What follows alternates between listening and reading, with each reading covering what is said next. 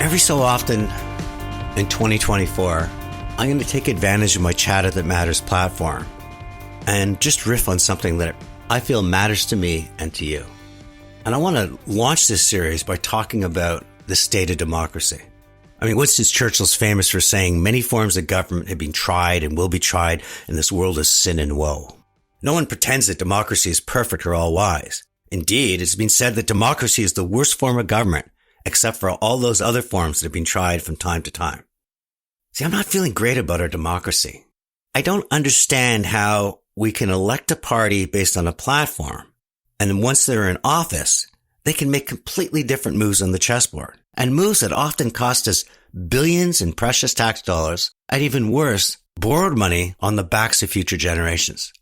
See, I was with a friend of mine. He's a member of a golf club. And the board wanted to do a major makeover of the course, spend $15 million. And to make their case to members, they had to do a detailed plan. They had to present what they wanted to do, their rationale, how much it would cost, and how much it would cost to each member. And then they held a referendum, and the members voted it down. Shouldn't we be asking the same of our democracy? That if a party in power decides to make a new move, let's say increase immigration or introduce new social programs that weren't part of their election platform, spend money abroad versus spending money internally, shouldn't they have to make their case and then ask the voters for permission? Hear me out for a sec. Let's take immigration. Let's say that our government decides that once they're elected, they want to triple our immigration levels. And they use this fact that we're an aging population and we need people. Well, that makes a sound argument, but I want a case. I want that government first and foremost to outline what is their plan for our new economy. What are they seeing in terms of growth, and what kind of talent will be required to help us get there?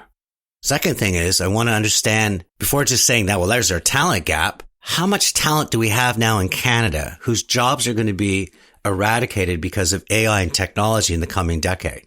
Because I think those people deserve the first shot at new jobs. They deserve to have our dollars go to retraining them.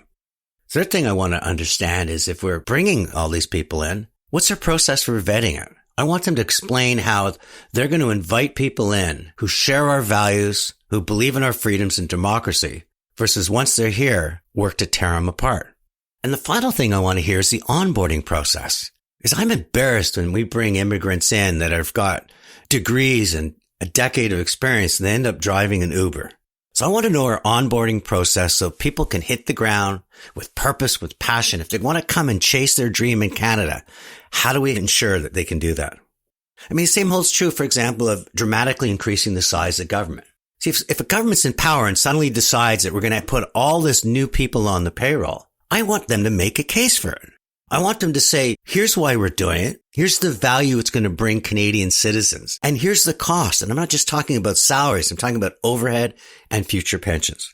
Well-run families and organizations all work with a series of check and balances, spending within our means. Shouldn't government? It's Tony Chapman. It's Chatter That Matters. Let's chat soon.